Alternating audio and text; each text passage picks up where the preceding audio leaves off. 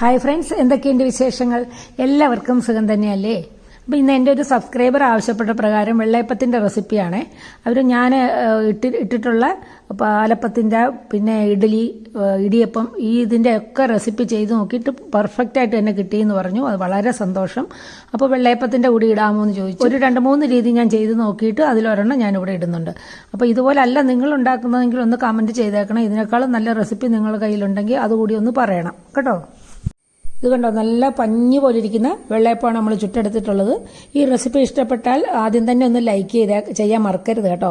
ഫ്രണ്ട്സിന് ഷെയർ കൂടി ചെയ്തേക്കണേ. തങ്കംസ് ഫാമിലി കിച്ചന്റെ പുതിയൊരു വീഡിയോയിലേക്ക് എല്ലാവർക്കും സ്വാഗതം. വെള്ളയപ്പം ഉണ്ടാക്കാൻ പലർക്കും അറിയാമായിരിക്കും. ഞാനും ഒരു 2-3 രീതി ചെയ്തു നോക്കി. അതിലെനിക്ക് ഇഷ്ടപ്പെട്ട ഒരു രീതിയാണ് ഞാനിവിടെ പറയുന്നത്. ഇതിനായിട്ട് ഞാനിവിടെ 1 ഗ്ലാസ് പച്ചരിയും 1 ഗ്ലാസ് ഇഡ്ഡലി റൈസുമാണ് എടുത്തിരിക്കുന്നത്. ഇത് രണ്ടും പച്ചരി എടുത്താലും വെള്ളയപ്പം ഉണ്ടാക്കാൻ പറ്റും. ഇതിന് വൃത്തിയായിട്ട് കഴുകിയെടുത്തുകൊണ്ട് വരിക. പശയുള്ള പച്ചരിയാണെങ്കിൽ അതിൻ്റെ വെള്ളം നല്ല ക്ലിയർ ആവുന്നത് വരെ കഴുകിയെടുത്തെങ്കിലേ അതിൻ്റെ പശ പോകത്തുള്ളൂ. ഇനി ഇതിലേക്ക് നമുക്ക് 1 ഗ്ലാസ് തേങ്ങ ചേർക്കാം. പാലപ്പത്തിനാണെങ്കിൽ തേങ്ങ ഇല്ലെങ്കിലും നമുക്ക് ഉണ്ടാക്കിയെടുക്കാം. പക്ഷേ വെള്ളയപ്പം ഉണ്ടാക്കുമ്പം തേങ്ങ ചേർത്തേ പറ്റുള്ളൂ. അതാണ് അതിൻ്റെ ടേസ്റ്റ്, കറക്റ്റ് ടേസ്റ്റ്. ഇനി ഇതിലേക്ക് 1 ഗ്ലാസ് ചോറ്. അപ്പോൾ ഞാനിവിടെ 3/4 ഗ്ലാസ് എടുത്തിട്ടുള്ളൂ. ചോറ് നല്ലതുപോലെ വെന്ത് കുഴഞ്ഞു പോയതുകൊണ്ടാണ് 3/4 ഗ്ലാസ് ആയത്. ഇല്ലെങ്കിൽ 1 ഗ്ലാസ് തന്നെ എടുക്കണം. അപ്പം ചുമന്ന അരിയുടെയോ വെളുത്ത അരിയുടെയോ ഏത് ചോറ് വേണമെങ്കിലും എടുക്കാം. പാലപ്പത്തിനാണെങ്കിൽ നല്ല വെളുത്ത ചോറ് എടുക്കുന്നതാണ് നല്ലത്. പാലപ്പം എപ്പോഴും നല്ല വെളുത്ത കളറിലിരിക്കുമ്പോഴാണ് അത് നല്ല കാണാൻ ഭംഗി. ഇതിനകത്ത് നമ്മൾ ഉള്ളിയും ജീരകവും ഒക്കെ ചേർക്കുമ്പോൾ എന്തായാലും കളർ വ്യത്യാസം വരും. ഇനി ഇതിലേക്ക് ഒരു 1/4 ടീസ്പൂണ് ഈസ്റ്റും 1 ടീസ്പൂണ് പഞ്ചസാരയും കൂടെ ചേർത്തിട്ട് കൈകൊണ്ട് എല്ലാം കൂടെ നന്നായിട്ട് മിക്സ് ചെയ്യുക. നല്ല തണുപ്പുള്ള സമയത്ത് മഴക്കാലത്തൊക്കെ ഉണ്ടല്ലോ, ഇതുപോലെ കൈകൊണ്ട് മിക്സ് ചെയ്യുവാണെങ്കിൽ മാവ് എളുപ്പത്തിൽ പൊന്തി കിട്ടാൻ സഹായകമാവും. അപ്പോൾ ഇത് നന്നായിട്ട് കൈകൊണ്ട് മിക്സ് ചെയ്തതിന് ശേഷം ഇതിലേക്ക് 1 ഗ്ലാസ് വെള്ളം, നമ്മൾ അരി അളന്ന ആ ഗ്ലാസ്സിന് 1 ഗ്ലാസ് വെള്ളം, 2 ഗ്ലാസ് അരിക്ക് 1 ഗ്ലാസ് വെള്ളം, അത്ര മാത്രമേ ചേർക്കാവുള്ളൂ. അതിൽ കൂടുതൽ ചേർത്താൽ ഇത് നമ്മുടെ പാലപ്പത്തിൻ്റെ കണക്ക് വെള്ളം കൂടിപ്പോകും. വെള്ളയപ്പം പോലെ ചുട്ടെടുക്കാൻ പറ്റത്തില്ല. അതുകൊണ്ടാണ് വെള്ളം കൂടിപ്പോകരുതെന്ന് പറയുന്നത്. പിന്നെ ഇത് ഞാനൊരു 6 മണിക്കൂർ നമുക്കിത് ഫെർമെൻറ്റ് ചെയ്യാൻ വെക്കണം. രാത്രിയിൽ 11 മണിക്ക് ഞാനിത് മിക്സ് ചെയ്ത് വെച്ചതാണ്. ഇതിപ്പോൾ രാവിലെ 6 മണിക്ക് ഞാൻ തുറന്ന് നോക്കുന്നതാണ്. അതെല്ലാം ഒന്ന് പുളിച്ചിരിക്കുന്നുണ്ട്. ഇനി ഇത് നമുക്ക് അരച്ചെടുക്കാം. അപ്പോൾ ഇത് അരയ്ക്കുന്നതിന് മുമ്പ് ഇതിനകത്ത് കുറച്ച് സാധനങ്ങൾ നമ്മൾ ചേർക്കുന്നുണ്ട്.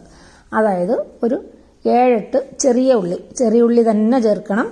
പിന്നെ 1 പിടി തേങ്ങ, പിന്നെ ഒരു 1/2 ടീസ്പൂണ് ജീരകം.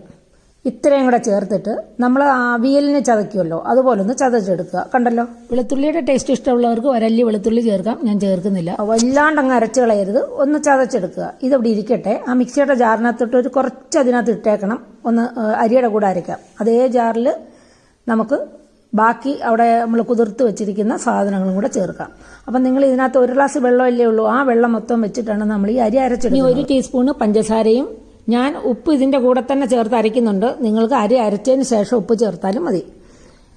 എന്നിട്ട് നന്നായിട്ട് അരച്ചെടുക്കുക. ഇച്ചിരി നല്ലപോലെ അരച്ചെടുക്കുക. അപ്പത്തിന് അരയ്ക്കുന്ന പോലെ തന്നെ അരച്ചെടുക്കണേ. ഇപ്പം ഇത് വേറെ വെള്ളമൊന്നും വെക്കരുത്. ഈ വെള്ളത്തിൽ തന്നെ അരച്ചെടുത്തതിന് ശേഷം മിക്സിയുടെ ജാറ് കഴുകി കുറച്ച് വെള്ളം കൂടെ ചേർക്കണം. അപ്പം എന്താണ്ട് നമ്മൾ ആദ്യമേ ചതച്ച് വെച്ച തേങ്ങ ചേർത്തിട്ട് അതിൻ്റെ കൂടെ മാവും കൂടെ ചേർത്ത് എല്ലാം കൂടെ നന്നായിട്ട് മിക്സ് ചെയ്യുക. ആ ചതച്ച് വെച്ച തേങ്ങ നിങ്ങൾക്ക് മിക്സിയുടെ ജാറിലേക്ക് ഇട്ട് മാവ് ഒന്നും കൂടെ ഒന്ന് പൾസ് ചെയ്തെടുത്താൽ എളുപ്പമാവും. അല്ലെങ്കിൽ ഇതുപോലെ കുറച്ച് സമയം ഇളക്കേണ്ടി വരും. എന്തായാലും അതെല്ലാം കൂടെ നന്നായിട്ട് മിക്സ് ചെയ്യുക. ഉപ്പ് നേരത്തെ ചേർക്കാത്ത ആൾക്കാർ ഇപ്പം ഇതിൻ്റെ കൂടെ ഉപ്പും കൂടെ ചേർക്കുക. ഇത് കണ്ട് ഇപ്പോൾ ഈ പരുവത്തിലാണ് മാവ് കിട്ടിയേക്കുന്നത്. ഇത്രയും ലൂസ് പാടില്ല. കാരണം ഞാൻ മിക്സിയുടെ ജാറ് കഴുകി അല്പം വെള്ളം കൂടെ ഒഴിച്ചത് ശകലം കൂടിപ്പോയി. ഏത് പോലീസുകാരനും പറ്റുമല്ലോ ഒരബദ്ധം. നമ്മളൊരു കോരി ഇങ്ങനെ ഒഴിക്കുമ്പോൾ ഇഡ്ഡലി മാവിൻ്റെ പരുവത്തിൽ വേണം ഈ മാവ് കറക്റ്റായിട്ട് വരാൻ. അപ്പോൾ ഇങ്ങനെ ലൂസ് ആവുന്നതുകൊണ്ട് വേറെ ടേസ്റ്റിനൊന്നും വ്യത്യാസം വരത്തില്ല. കോരി ഒഴിക്കുമ്പം ചിലപ്പം ഷേപ്പ് കിട്ടത്തില്ല, അങ്ങ് പരന്നു പോകും. നമ്മൾ അപ്പച്ചട്ടിയിലല്ലല്ലോ ഇത് ചുടുന്നത്, ദോശച്ചട്ടിയിലാണ്. 1 മണിക്കൂർ കഴിഞ്ഞപ്പോൾ ഈ മാവ് പൊന്തി വന്നിട്ടുണ്ട്, നല്ലപോലെ പൊന്തി വന്നിട്ടുണ്ട്. ഇപ്പം ഇങ്ങനെ നമ്മൾ അരച്ചിട്ട് 1 മണിക്കൂർ കഴിഞ്ഞൊക്കെ ഇതുപോലെ പൊന്തി വരുമ്പം ചുടുന്ന ഏതപ്പത്തിനാണേലും പുളി കുറവായിരിക്കും. അതാണ് ഇതിൻ്റെ ഏറ്റവും വലിയ ബെനിഫിറ്റ്. അപ്പോൾ നല്ല പുളിച്ച് പോയ മാവ് എന്നൊക്കെ നമ്മൾ പലരും പറയുമല്ലോ, അയ്യോ അപ്പത്തിന് ഭയങ്കര പുളിയെന്ന്. ഇതുപോലെ അരിയും തേങ്ങയും ചോറും ഈസ്റ്റും പഞ്ചസാരയും കൂടെ മിക്സ് ചെയ്ത് ഒരു 7-8 മണിക്കൂർ വെച്ചതിന് ശേഷം പിന്നെ നമ്മൾ അരച്ച് വെച്ചിട്ട് 1 മണിക്കൂർ, ചിലപ്പോൾ 3/4 മണിക്കൂറിനൊക്കെ മുമ്പ് പൊന്തി വരുവേ. അങ്ങനെ പൊന്തി വന്നതിന് ശേഷം ഉണ്ടാക്കുന്ന അപ്പം ഉണ്ടല്ലോ, അതിനൊട്ടും പുളി കാണത്തില്ല. അപ്പോൾ ഞാനിപ്പോൾ ഒരു പാനിനകത്താണ് ഇത് ഉണ്ടാക്കുന്നത്.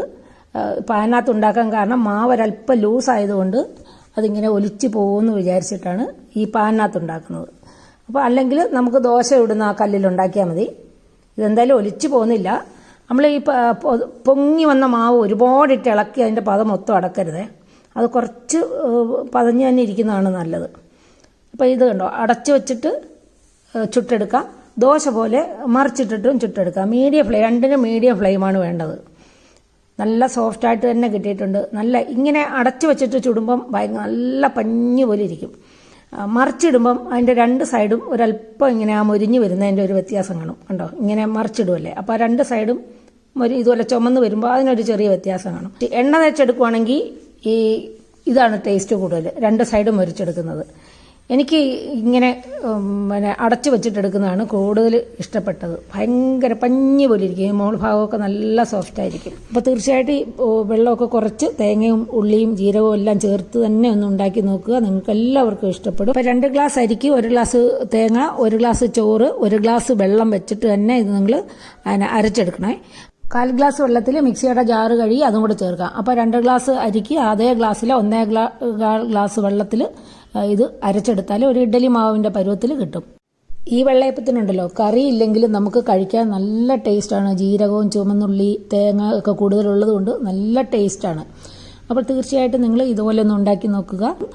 മറ്റൊരു റെസിപ്പിയുമായി വരുന്നവരെ stay healthy and happy. Thank you.